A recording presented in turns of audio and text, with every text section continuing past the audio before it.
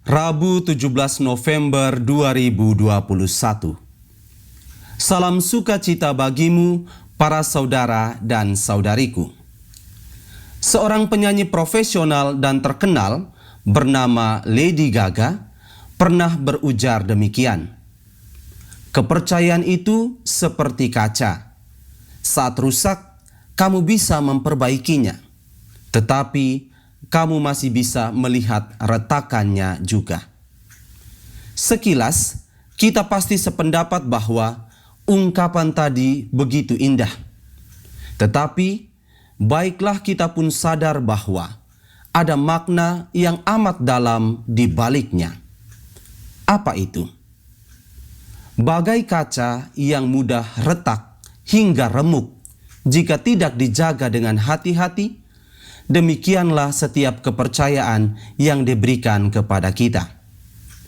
Kita mungkin bisa saja berujar maaf dan berjanji bahwa tidak akan mengulanginya lagi di saat kita didapati tidak mampu menjaga kepercayaan dengan setia. Namun sadarilah pula bahwa serentak pada saat kepercayaan itu dikhianati, sebenarnya kita telah memberi nilai minus kepada diri sendiri di hadapan Sang Pemberi kepercayaan. Suatu waktu kita mungkin dapat diberi kepercayaan lagi oleh dirinya. Tetapi yakinlah bahwa bobot kepercayaan yang ada tidak seperti dahulu lagi, karena setiap pengalaman memberi pelajaran. Para saudara dan saudariku, kisah tentang pemberian kepercayaan dapat kita temukan pula dalam Injil hari ini, dari Injil Lukas bab 19 ayat 11 sampai dengan ayat 28. Yesus mengisahkan sebuah perumpamaan tentang seorang bangsawan yang memberi kepercayaan berupa 10 mina kepada 10 hambanya agar dikelola dengan baik saat ia berangkat ke negeri yang jauh untuk dinobatkan sebagai raja. Sepulangnya dari penobatan, ia kembali memanggil para hambanya itu untuk memberi pertanggungjawaban atas kepercayaan yang telah mereka terima dari dirinya. Hamba pertama berhasil mengelola 1 mina menjadi 10 mina. Begitupun dengan hamba yang kedua, ia berhasil mengelola 1 mina menjadi 5 mina. Kedua hamba ini dipuji oleh si bangsawan karena mereka sungguh setia, sehingga si bangsawan sekali lagi memberi kepercayaan kepada mereka, bukan untuk mengelola mina, tetapi mengelola kota. Sebuah urusan yang tentu saja lebih besar skalanya dan menuntut pertanggungjawaban yang lebih berat. Namun, hal itu tidak begitu dikhawatirkan oleh si bangsawan, karena ia memiliki pengalaman yang mengesankan tentang kedua hambanya. Sementara itu, kejadian berbeda didapatinya dari hamba ketiga. Si hamba sama sekali tidak mengelola mina yang dipercayakan.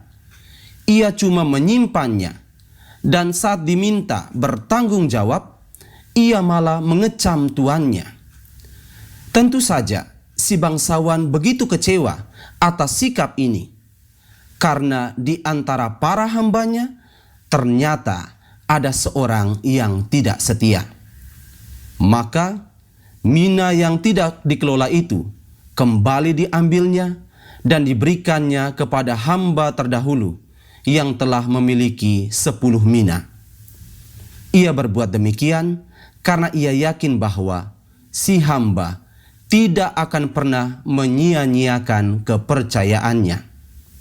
Kepercayaan itu mahal, dan cuma kesetiaan yang bisa membelinya. Para saudara dan saudariku, bersama gereja sejagat, pada hari ini pun kita memperingati keteladanan Santa Elizabeth dari Hungaria. Semasa hidupnya, ia juga telah berusaha mengelola kepercayaan yang diberikan kepadanya dengan setia. Kepercayaan macam apa? Sebagai seorang putri raja, Elizabeth tidak sekalipun mengabaikan kehadiran orang-orang yang miskin dan menderita di sekitarnya. Ia selalu memperhatikan nasib mereka dan berusaha mencukupi kebutuhan mereka. Walaupun tindakannya ini tidak disukai oleh orang-orang di sekitarnya, ia tetap setia untuk menjalankannya. Bahkan di saat ia sendiri harus jatuh miskin dan menderita karena diusir dari istana selepas kematian suaminya, ia sama sekali tidak ingin meninggalkan niat luhurnya tersebut. Bagi Elizabeth, memperhatikan sesama yang miskin dan menderita adalah kepercayaan yang telah diberikan Tuhan kepadanya. Maka ia ingin mengelolanya hingga tuntas. Kesetiaan Elizabeth ini alhasil membuatnya digelari kudus oleh gereja dan diangkat menjadi pelindung karya-karya sosial karitatif. Sesuai dengan pesan Injil dan keteladanan Santa Elizabeth dari Hungaria, kini kita pun dipanggil untuk menampilkan kesetiaan atas segala kepercayaan yang telah diberikan oleh Tuhan kepada kita. Kepercayaan itu bisa tampil dalam rupa pekerjaan, pendidikan, karya pelayanan, hingga keluarga kita sendiri. Pertanyaannya, sudahkah kita memperhatikannya dengan bijaksana? Ataukah kita lebih sering mengabaikannya? Sekali lagi, saya ingin katakan bahwa kepercayaan itu mahal dan cuma kesetiaanlah yang bisa membelinya. Karena itu, berusahalah setia sampai akhir hidupmu. Tuhan memberkati kita sekalian.